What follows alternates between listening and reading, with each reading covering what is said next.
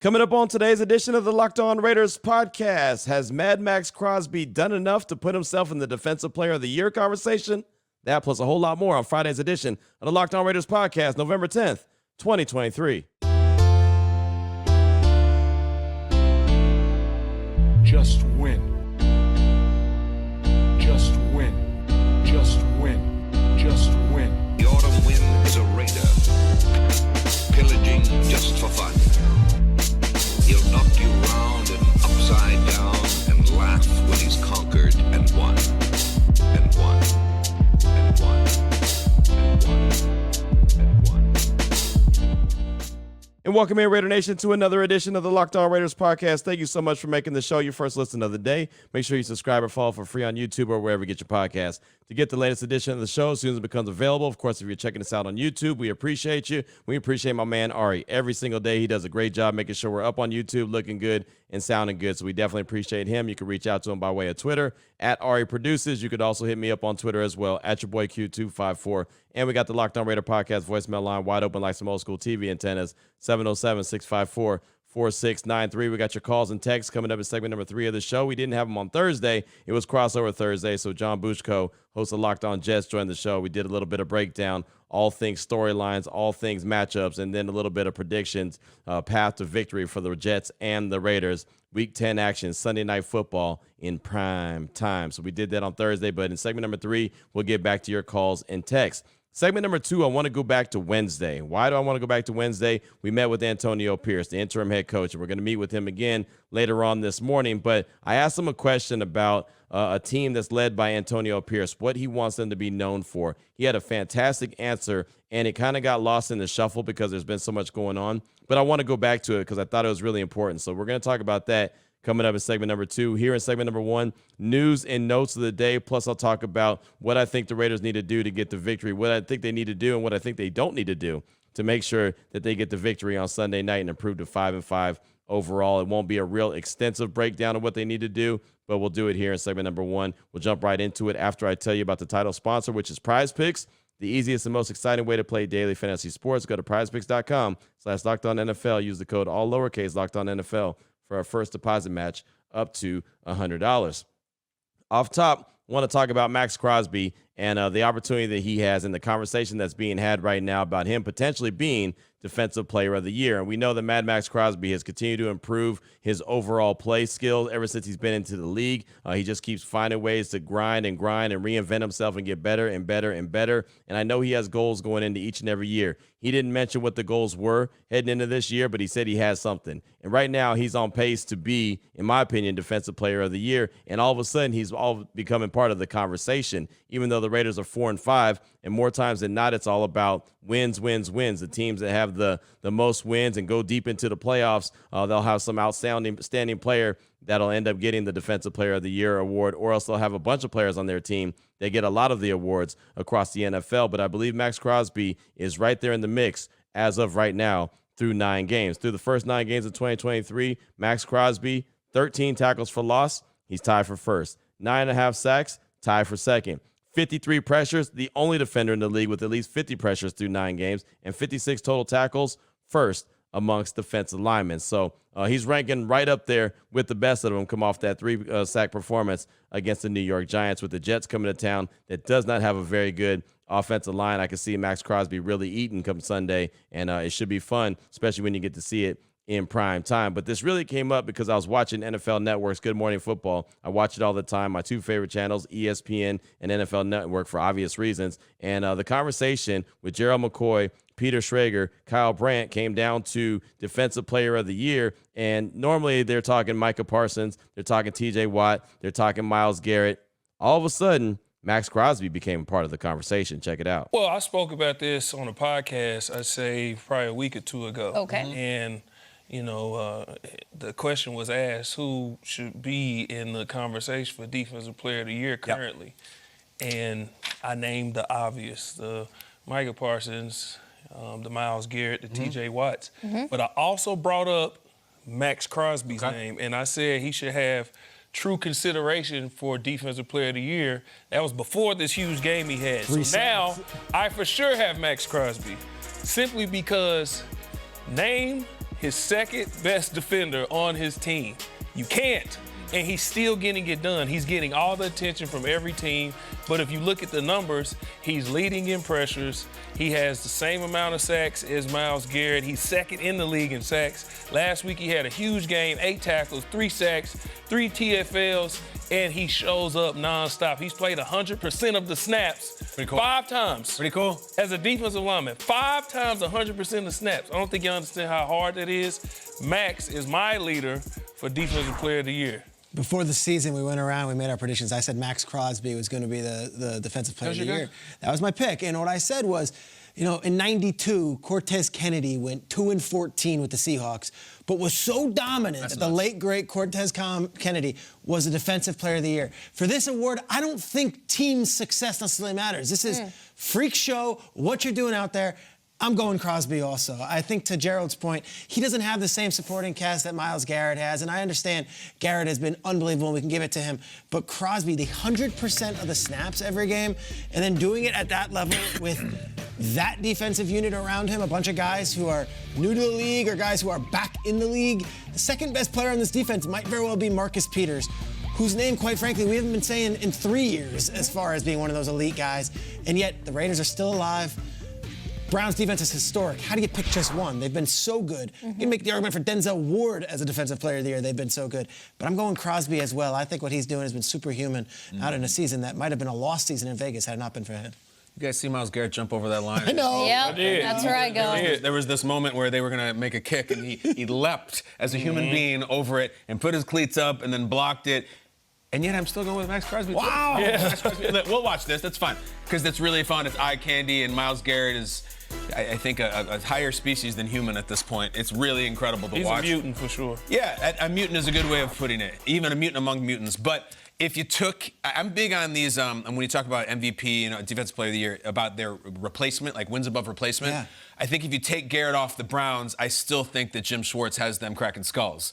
I think if you take Crosby off the Raiders, I think they're a sieve. I really do. I think he is more valuable to his team than Garrett is to his. Love Garrett, but I'm going to go Crosby as well. So I thought that was really cool. Gerald McCoy, of course, he spent a little bit of time with the Silver and Black. He knows Maxx Crosby personally. He's worked alongside of him. I really wish it worked out for Gerald McCoy and he hadn't got injured. I think he could have been a major player for the Raiders and really help that defensive line continue to mature. That dude's a hell of a player. Man, I just, like I said, wish his career hadn't ended because he had multiple years of injuries. But you hear the guys right there, Peter Schrager, Kyle Brandt, and Gerald McCoy, all talking about Mad Maxx Crosby. And even though others are doing really well, like a Myles Garrett, like a Micah Parsons, like a TJ Watt, I don't want to take anything from those guys. But I'll tell you right now, for my money, Maxx Crosby, again, 13 tackles for loss, tied for first. 9.5 sacks, tied for second. Matter of fact, the guy in front of him, Danielle Hunter with the Vikings, has 10. So there's that. 53 pressures, only defender in the league with at least 50 pressures through 9 games, and 56 total tackles, first amongst defensive linemen. He's right there in the thick of things. Of course, it's not about individual awards, and he'll say that. You know, if I asked him in the locker room right now, he'd say that. But with that being said, it would still be nice to see him come away with that award. And how cool would that be? Back-to-back years, the Raiders have Josh Jacobs as the rushing champion in 2022, and then follow that up in 2023 with Maxx Crosby as a Defensive Player of the Year. But 8 games, including this upcoming Sunday, to go ahead and solidify himself as just that. Want to go over the injury report real quick for Thursday for the Silver and Black. Guys that did not participate, only 2. Jakob Johnson, the fullback, dealing with a concussion. That was kind of expected. He didn't participate on Wednesday or Thursday. Most likely, he's probably not going to play come Sunday. Now, this other one is really concerning.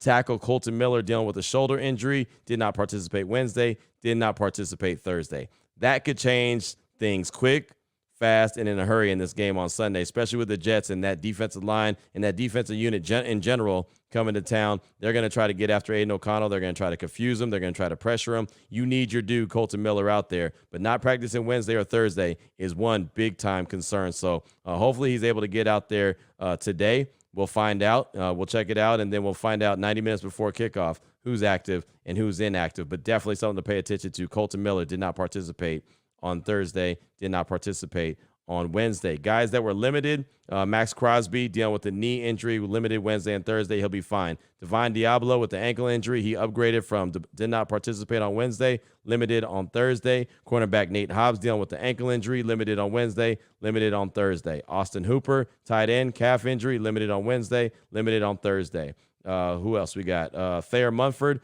the tackle with the neck injury, limited on Wednesday, limited on Thursday. Marcus Peters, knee injury. He is upgraded. Did not participate on Wednesday, was limited on Thursday. Robert Spillane, hand injury, full participant on Wednesday, full participant on Thursday. He actually had hand surgery and still didn't miss a beat. Broke some bones in his hand, but he got it all taken care of, got it wrapped up, played last week. He'll be out there good to go come Sunday night against the Jets. Greg Van Roten, the guard, biceps and back injury, limited Wednesday, limited Thursday. And quarterback Brian Hoyer with the knee injury, not listed on Wednesday, limited on Thursday. So that's the Raiders as far as their injury report goes for Thursday. Again, we'll get another one today. And then 90 minutes before kickoff, we'll get the actives and inactives. For the Jets, real quick, going over their injury report for Thursday. Linebacker Chaz Surratt, ankle injury, no-go on Wednesday, no-go on Thursday. Billy Turner, the offensive lineman, finger injury, no-go on Wednesday, no-go on Thursday. Everything I've been told, he's going to be out on Sunday, so that could be a big-time loss for the Jets and their offensive line. Speaking of offensive line, Mekhi Becton with a knee injury, limited on Wednesday, full participant on Thursday. The question is, where is he going to play? Is he going to stay on the left side, or is Dwayne Brown going to come back, stay on the left side, kick Mekhi Becton back to the right side? That's something to pay attention to because that could be big.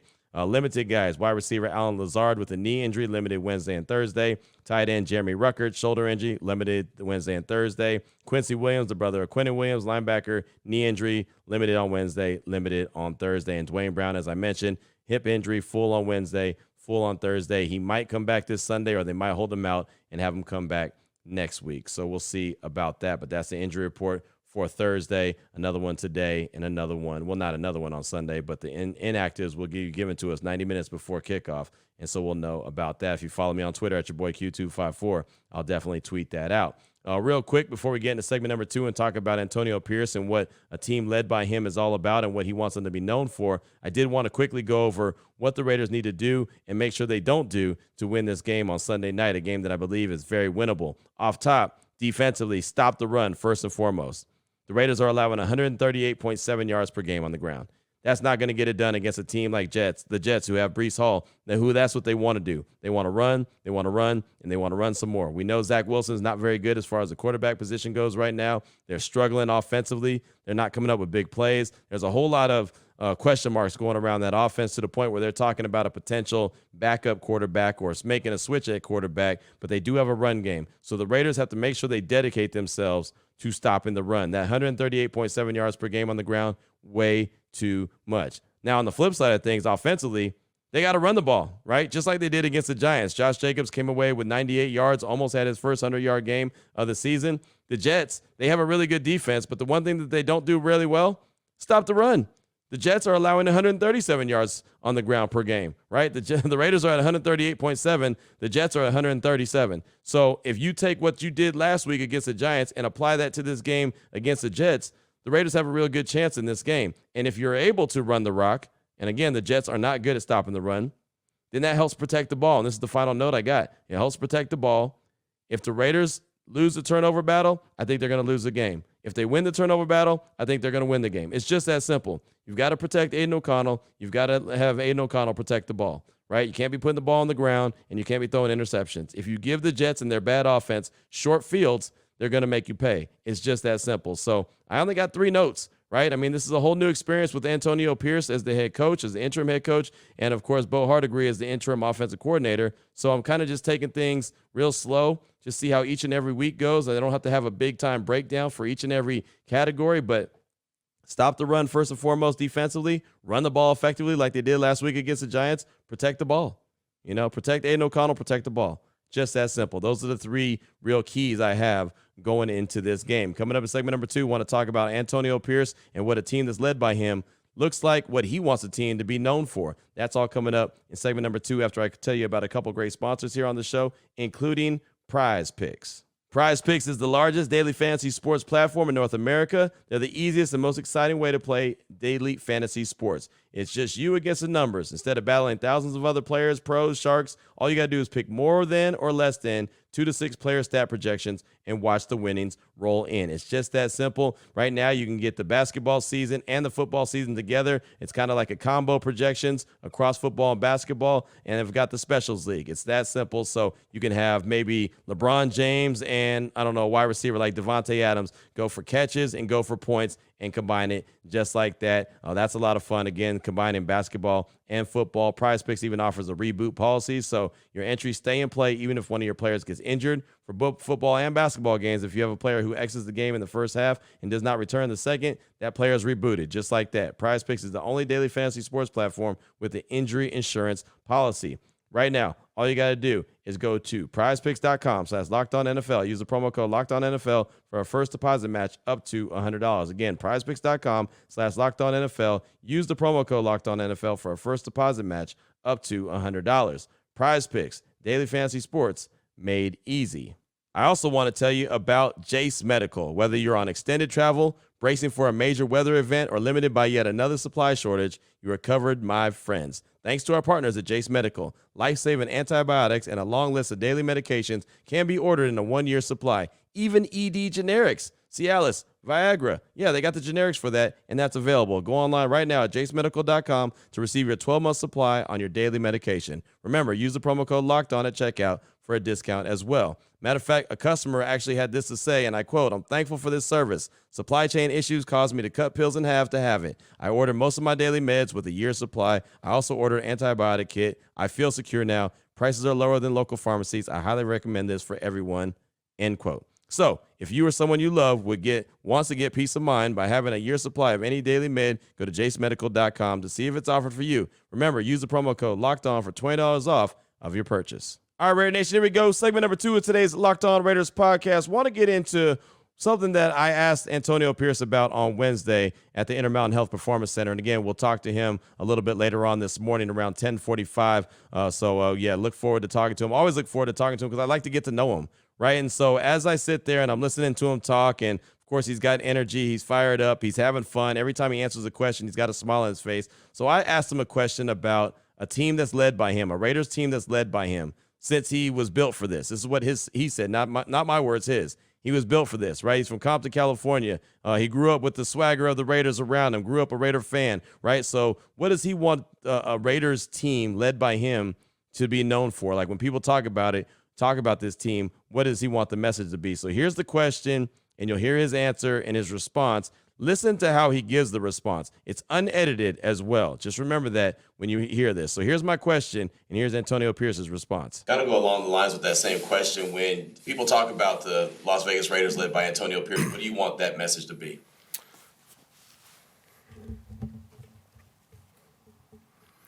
Yeah, first and foremost, just a mentally tough team. A team that you see out there saying, damn, that's how football's supposed to be played. Running the ball, stopping the run, having fun, doing it as a team. And more importantly, like the love and passion for the game. I hope that if you never get to come to one of our games in the stadium, that when you watch on television, like, damn, them dudes love ball. They love ball. They love playing for one another. And if I can get that, I've accomplished one of my goals. So if you're counting right there, there was 8 seconds in between the time I finished the question and the time he said yeah and started to answer the question. I love the fact that when I asked the question, he looked at me, put his head down, paused during that time, and then finally answered. He thought about his answer. It wasn't one of those cookie cutter coach speak answers, one of those, okay, I got these answers, off the film room floor, and I'm taking it to the podium, and I'm going to just throw it at these guys and, whatever, and just kind of brush it off. You could tell that meant something to him. And so as I'm sitting in the media room, and this was on Wednesday, remember, and it just kind of got lost in the shuffle. That's why I didn't get a chance to talk about it on Thursday. We had the crossover edition. As I'm watching him, and I see him put his head down and see that meant something. I mean, he didn't get emotional, right? He didn't have tears coming out of his eyes. But that's emotions right there. When you put your head down, you take a deep breath, you think about it, that's obviously something that meant something to him, and it's something special. So to me, and it's funny, it's like night and day. We've been talking about the changes. We've been talking about the dark cloud that's been lifted off the organization. lifted off of the fan base, lifted off of myself, right? A guy that covers a team, a guy that does a podcast every day, guy that does a 3-hour radio show every day, right? There's just been a lot of positive energy coming from the changes that have been made. And of course, I say it all the time, nobody likes to see people lose their job. I don't, right? You know, I know a lot of people didn't like Josh McDaniels. I didn't have a problem with him except for he wasn't doing what he was supposed to do for the organization. He wasn't winning. That's what Mark Davis paid him to do, was turn his team into a winner, and he didn't do that. So he failed. So he got fired. That happens. Dave Ziegler, I feel like he was really collateral damage, right? They came in as a package deal. They left as a package deal. Had no problem with Dave Ziegler either. I think he's a good dude, and I'm sure he'll get another opportunity at some point to be a GM of some team. But just the difference, the night and day. Like if I had asked that question to Josh McDaniels, which I never did, but if I had asked that question, you know, it would have been a lot of coach speak. It would have been a lot of dancing. It would have been, you knows. And I know everyone got all, up in arms every time he said, but it would have just been basic, fundamentally sound team, a team that doesn't shoot themselves in the foot, yada, yada, yada. But it wouldn't have been personal. It wouldn't have been emotional.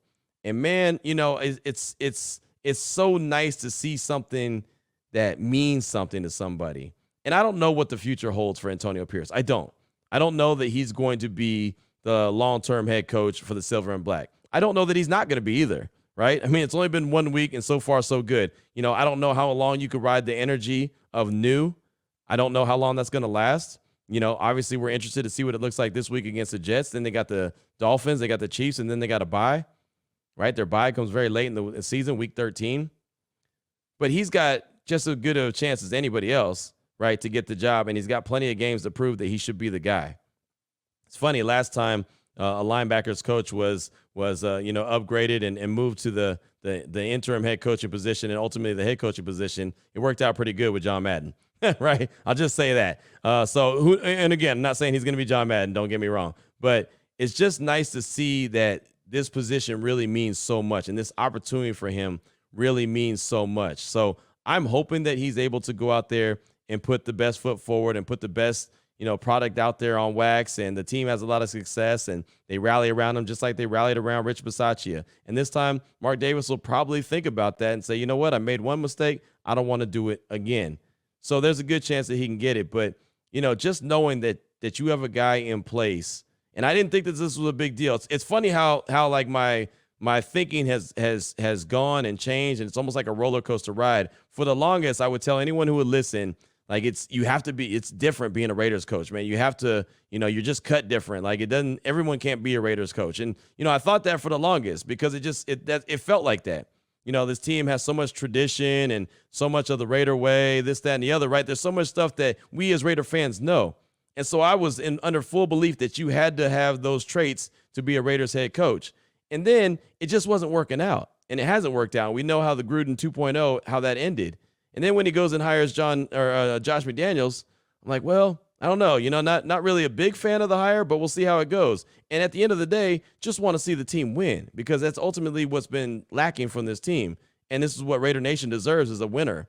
So I thought, okay, well, maybe this guy from New England could come in and bring some of the stuff he learned there in New England under Belichick and, bring it to the organization, stabilize it, and, him and Dave Ziegler, and get this roster turned around so they're a consistently really good team for years to come. And clearly that didn't work. And then you hear Antonio Pierce, and it's like, man, maybe you really do have to be, have Raider tendencies to be a Raider head coach. I mean, it feels like it. It really does. And so I don't want to get caught up in the moment because it's been 1 week. But as I said on my radio show on Thursday, like I feel like this feels right? Antonio Pierce feels like the right fit at the coaching position. Again, he's guaranteed 8 more games. That's what he's guaranteed. The Raiders have to open up the position. They have to interview people. They have to talk to people. They have to bring them into the facility, right? So not saying that the season's going to end and Mark Davis is going to say, all right, you're the guy. Not saying that. Also not saying he won't, right? I do think that he's going to get a real fair shake at this. And it's just, again, it feels right. It feels like a really good fit. Now, 2 weeks from now, the Raiders might be on a 2-game losing streak, right? And 3 weeks from now, they may be on a 3-game losing streak for all I know. And it might not feel right at all. Everyone might be calling the Locked On Raider podcast voicemail line and be like, man, this guy stinks. It was fun for 1 week, but he's terrible. And that's very easily could happen. We don't know. But I'll tell you, man, if if this works out, and I've said it before on the podcast, if this season ends up similar to what we saw with Detroit last year, where they didn't make the playoffs, but they provided hope. You know what I mean? Like, everyone in Detroit was like, man, this team is going in the right direction. This coach has got them cooking. This coach, these guys believe in, and they're going to run through walls for it. At the end of the season, when that final game against Denver, whether they make the playoffs or not, right? If we still feel that way, I feel like that there should be a good opportunity for Antonio Pierce to get this job, and that he's really have done some things and turned this organization around. Again, that's a tall task. There's a lot of games still to be played. Things could ride the roller coaster of the NFL, because that's exactly what it is, a big-time roller coaster. We don't know. But if they're able to navigate through this the rest of the season, pick up a couple wins here and there, maybe even shock some folks with a win, over a team that's a really good team like a Miami or a Kansas City, or, one of these really good teams down the stretch, the Chargers the next time they play them. Look, they play Kansas City twice still, right? So there's a bunch of tough games coming up. The schedule's not going to get easier. If they can find a way to pull it off, a couple wins here and there, and all of a sudden end the season with a respectable record, and this team looks like that they're clicking on all cylinders, they're really, like I said, running through walls for Antonio Pierce, I would have no problem if he ends up being the long-term head coach, and I would be here for it. I said it before, I'm rooting for him, right? I don't root for people to fail, but I do root for people to succeed, and I'm definitely rooting for Antonio Pierce to succeed. So I thought it was right to highlight that answer and the way that he took his time. And I felt like Raider Nation could appreciate it, but I feel like it kind of got swept under the rug, and nobody's really talking about it because of, previewing the game coming up and other stuff, right? It seems like it's not really being talked about, and I think it needs to be highlighted. So that's what I got for you for segment number 2 of today's Locked On Raiders podcast. Just a focus on Antonio Pierce and what he wants it to be known, what he wants a team led by him to be known for, what he wants the message about when anyone's talking about the silver and black. Coming up in segment number 3, your calls and texts. Straight out that Locked On Raider podcast voicemail line, 707-654-4693. Before we get to that, though, I do want to tell you about one of our great sponsors of this show, and that is BetterHelp. And it's getting near the end of the year. It's the holiday times, and a lot of times it's cheery. People are watching the Hallmark Channel. Not me, the wife does. But a lot of people get excited about this time of year, even Thanksgiving, because of family and friends. Well, some people don't have that same opportunity. Some people get to this time of year and it gets a little depressing. It gets a little lonely. It gets a little upsetting, and maybe you just want to shut people out. And, that could become an issue, right? The time of year could be a lot. It's natural to feel sadness or anxiety about it.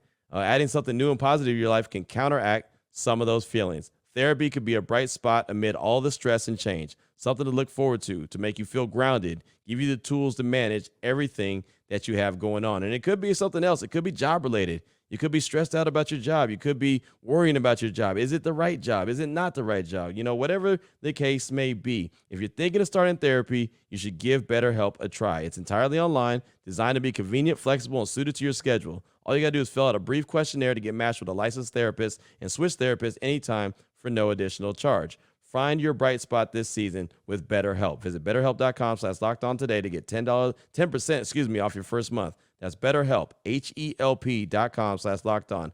BetterHelp.com/lockedon. Here we go, Raider Nation. Segment number 3 of today's Locked On Raiders podcast. Calls and text you off that Locked On Raider podcast voicemail line, 707-654-4693. Only got time for a few, went a little long in segment number 1 and 2, so we're going to jump right into it. Border Jumping Raider, he's coming up first. He's calling to talk about the changes, the emotions that he believes will be at the Raiders on Sunday, and also talks about Josh Jacobs and Devontae Adams. Here he is, Border Jumping Raider. Q, Border Jumper Raider, Raider Nation. Well, I like the change. I think we're going to be still on some emotions come this Sunday evening, but I believe that the skill set and the dogs in each one of these ball players is going to rise to a different level, a whole new level. I like Devontae Adams' attitude in regards to he doesn't have the catches, but as long as we get the dub. And Josh Jacobs, he's running like he should be running. And I'm just excited. I think it's going to be a lot of fun. I think Antonio Pierce is and will be doing a great job for the rest of the season. And I hope that he does get the job to move on forward. Gio, I've been enjoying this ride with you since 2019, since the summer of 2019. I enjoy all you do. I appreciate everything you do. And I've watched your growth and watched you rise. The cream rises to the top, too. And it's been fun watching your growth. And just keep doing what you do. Raiders. Thank you for the call, my man. Thank you for the kind words. I definitely appreciate it. It's been a long time since we've been rocking with each other. Remember, like it was yesterday, hanging out with you in 2019 at the Oakland Coliseum at that final game, Raiders and Jaguars. So I appreciate you. Still got the hat that you gave me, as a matter of fact. Appreciate you in a major way. As far as the changes goes, it does feel good, right? Kind of reference that in segment number 2, where it's just like everything feels good. It feels right. It feels the part right now. But then again, it's been 1 week. So we don't want to get too far ahead of ourselves. Don't want to put the cart before the horse. You got to see how it's all going to play out. Josh and Devontae, no doubt about it, leaders offensively. The team is going to go as they go. And as Antonio Pierce said and Josh Jacobs said, the team is going to go as he goes. He's the heart and soul of the team. Josh Jacobs has got to get going. You saw he got going last week against the Giants, and the Raiders won. No coincidence. He had the best game of his season, and the Raiders won convincingly. Got to have that kind of performance again on Sunday against the Jets, especially against the Jets team is not very good at stopping the run. The Raiders have the energy. They have the juice. They have the belief. They've got to give themselves a chance, and I believe that all those elements that I just mentioned will do exactly that, give themselves a chance. Thanks so much for the call. I appreciate you. Got a text from G-Thang in Redondo Beach. It says, hey, Q, G-Thang in Redondo Beach. Quick shout-out to you and your impartial reporting and professionalism. I'm kind of new to your show, but glad I found you. I know we had more energy and enthusiasm last week, but what stood out to me was how much smarter we looked. We were the smarter team, something I haven't thought for quite some time. The Jacoby Myers jet sweep was brilliant. Myers acted lost as he moved down the line, and by the time the defense realized what was happening, Myers was in the end zone untouched. I thought he was also outsmarted the Giants' excellent D-line. They seemed confused and off balance the whole game. When the Raiders were great, we were both tough and smart. We had great game plans and made adjustments as needed. So many coaches and players have chimed in to stress how cerebral AP is. We all know he's tough and direct, but his peers know he's so much more than just that. Thanks, Q. Love your show. That's from G-Thang in Redondo Beach. And I'm glad you referenced that Jacoby Myers play, because sitting in the press box, I watched, and I saw him do exactly what you said, look lost and confused coming down the line, and that was all a decoy. That was all part of it, and he did it perfectly to, like I said, to perfection. And next thing you know, he was in the end zone, and he basically was untouched. One thing that stood out to me on that play as well, Devontae Adams blocking downfield, right? I mean, guys are great receivers, great playmakers, but Devontae is a great blocker as well and willing to block. That's the thing. You got to be willing to block, and Jacoby on the other end is willing to block as well. So that's really good. That's unselfishness by those guys. And so seeing Devontae down the field blocking like that, making it easier for Jacoby. I mean, it was an easy walk into the end zone for Jacoby. It was a really good play. I like what Bo Hardegree brought to the table as the interim offensive coordinator on Sunday. I'm hoping to see a lot more of that this Sunday against the Jets. Up next, got a call from Raider Nate in the 808. He's calling to talk about a couple points, including the breath of fresh air that is Coach Pierce and what he saw in Sunday's game versus the Giants. Here he is, Raider Nate in the 808. Hey, what up, Q? Raider Nation. This is Raider Nate in the 808. First-time caller, long-time listener. Love the show. Thanks for everything you do. Definitely first listen of the day. Just wanted a quick call.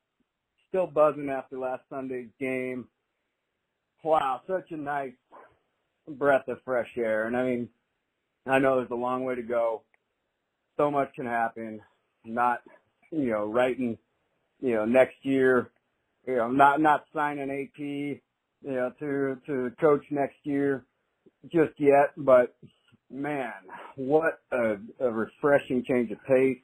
Been a Raider fan since I was 10 years old when I saw Bo Jackson run Brian Bosworth over into the end zone at the Seattle Seahawks on a Monday night game. A couple things real quick. AP, God, I love the energy, and he brings some thug back to the Raiders. Like he definitely brings that edge that we need, and he transfers it to the players. And so I hope that just continues to grow and we get to continue to watch that, because that's exciting. That's exciting to listen to. It's exciting to watch. Now, the other thing I want to mention is I really want to just give some credit to our players. Like, it's a big testament to our players to listen to what the players say about Josh McDaniels, Dave Ziegler, it would be easy for them to, criticize, maybe have some bad things to say. But they've really handled themselves with class. They've wished them the best. And I think that just says a lot about, the players that we have on the team, which I like to see. And then, last thing, and then I'll let you go. I really want to give some credit and a big thank you to Mark Davis. I couldn't imagine, having to eat $85 million, to fire people. Obviously, he's got a little bit more money than I'm used to having, but, to have the cojones to do that, I think it shows the players a lot, and I think it shows the fan base a lot. So I do really appreciate, that he had the guts to do that, and hopefully find the right replacements moving forward, whether that's AT or not, we'll see. But looking forward to the rest of the year now, which I was not doing about a week ago. So anyways, thanks again for all you do. Raider Nate and the 808 out. Thank you for the call, Nate. Coach Pierce definitely brought some swagger to the organization. Something he talked about in the opening press conference, the introductory press conference when him and Champ Kelly were there. He brought that swagger. He brought that energy, right, to the team and the fan base. Really, I mean, there's been a dark cloud. I've said it 1,000 times. There's been a dark cloud lifted off the organization, the fan base, the media, everyone. I mean, just Antonio Pierce has been that guy. He's got that infectious personality where you're around him and you just get energized. You get pumped up. Again, every time he's in the media room, and he'll be there later on this morning, every time he's talking to us and he answers a question, he's smiling. He walks in, he's happy to be there, but he's smiling, right? You could just tell that he enjoys it. He loves it, right? And he's taking it all in while he's doing it, but he knows he's got a job to do. He's got a task at hand. And he's worked his way up from the high school ranks to the college ranks. Now he's got an opportunity with the NFL and the team he grew up rooting for, the Raiders. Excited about that. One more text before we wrap up the show today. His text comes from Flores Plunkett. He says, "Hey, Q, Flores Plunkett here. Just want to mention I do love the energy projected from AP, but not sure how long that can keep the team energized. Hopefully it carries through the entire season. What I really love is that AP brings the practice squad out with the rest of the team. This kind of gesture really helps keep the morale of the team sky high and develops the trust with coach to an even higher level. Little things like this are going to pay huge dividends in the long run, not just with this squad, but for free agents weighing their options on what team they want to sign with. Love what I'm seeing so far. By the way, Q, your show is fantastic. Thanks for the content. Raiders." That's from Flores Plunkett. And, yeah, that was a cool gesture that he had, just bringing the practice squad players out there. It's great to do that. They are part of the team, and they work really hard all week long helping the guys that are going to be out there playing and participating on game day, helping them get ready for the game. So I thought it was a really cool thing. It's very collegiate. It's very college-like because that's what they do in college. If you look at a sideline in college, how many players are on the sideline? Hundreds, right? The redshirt freshmen are all out there. Everyone's out there, but they're cheering on their team. They're all standing up. They're pumped up on kickoff. Like, that's what you need. You want that energy on the sideline. I thought that was really good that he did exactly that. Let's see. I know I said that was the end. Let me get one more quick call in. Sorry, Ari. Mike from San Jose has a couple things he wants to get off his chest. One is player related. The other is relationship related. Here he is, Mike of San Jose. Hey, what's up, Q? This is Mike calling out of San Jose, and I've got a couple things I wanted to get off my chest. So, one, I think the most disappointing player on our roster so far,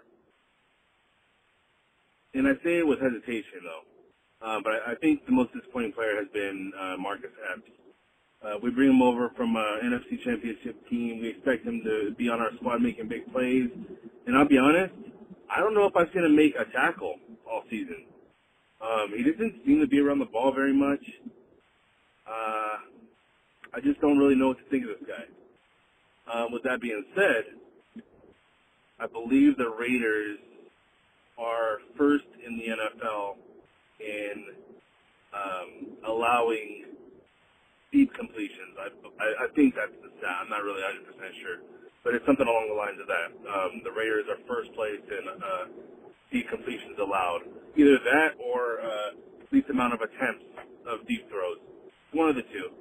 And, I mean, maybe, the camera only pans out so far. I think maybe Marcus could have something to do with that. But to me, overall, disappointing player. Secondly, with the big win against the Giants last week, this Raiders win, this Raiders team, this situation kind of reminds me of a relationship, right? And in this relationship, we happen to have trust issues.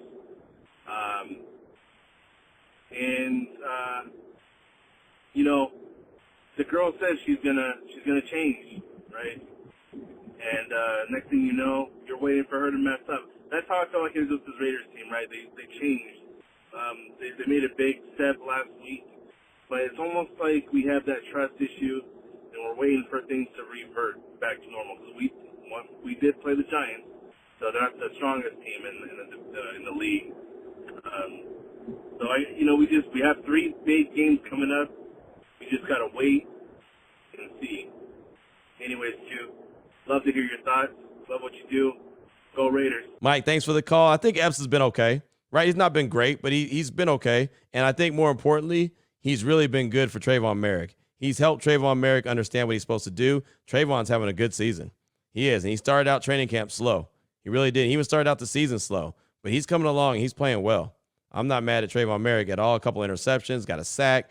He's making open field tackles. He's doing some really good things. A lot of that has to do with Marcus Epps and him learning that back end. I'll say this, though. Defensively, as far as free agents go, the best one has been Robert Spillane. And he was the one I had the most questions about when they signed him. I was like, yeah, he's a good thumper. He's a good run stuffer, but he's not very good in coverage. He's got a couple interceptions. He's got his hand on like 4 or 5 balls already, playing out there with a club.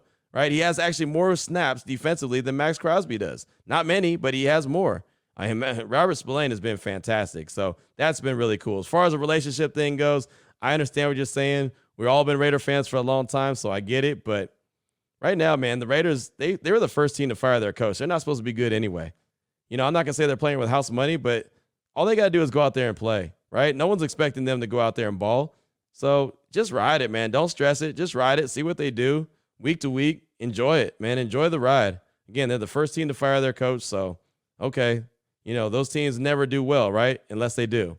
So this is an opportunity for them. So just root them on, cheer them on. Don't stress the whole relationship thing. Everything will work out just fine. So thanks for that call, Mike. I appreciate you. And we'll close out with a text from Brian in Petaluma. Hey, Q, this may have been mentioned before, but the Raiders have previously promoted a linebackers coach to head coach. John Madden was the Raiders linebacker coach for 2 years before Al promoted him to head coach. He did okay. Raider fans at 72 had trouble cheering for them on Josh McDaniels' last 10 games. I'm a Raider fan again. Brian from Petaluma, California. Thanks for the text. And, yeah, that's what I was referencing earlier in the show about the last time a linebacker coach was the Raiders coach. He worked out pretty good in John Madden. Again, not thinking that Antonio Pierce is going to be John Madden. He's one of one, right? But he could be a special one, and it might just work out. And, look, it's funny. He's been on the staff for almost 2 years.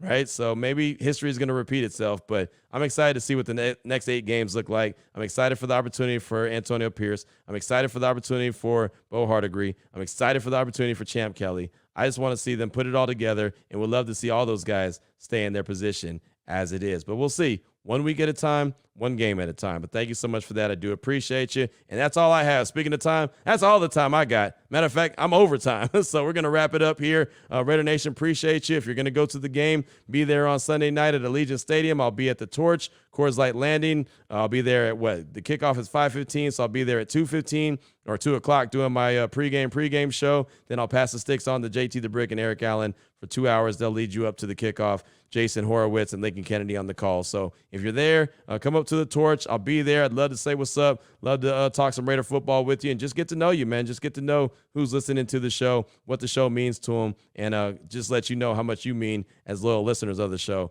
I definitely appreciate it. I cannot express it enough. But thank you, and thank you more, no doubt.